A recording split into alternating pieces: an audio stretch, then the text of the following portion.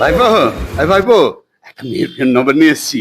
তুই দেখ দেখ, কথা বলে দেখ, মেয়েটা কিন্তু খুব সুন্দর। দাও দাও দাও দাও দাও 983।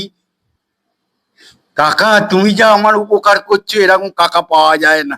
আরে এটা তো আমার কর্তব্য রে। হ্যালো, আরে স্পিকার দে, স্পিকার দে। কে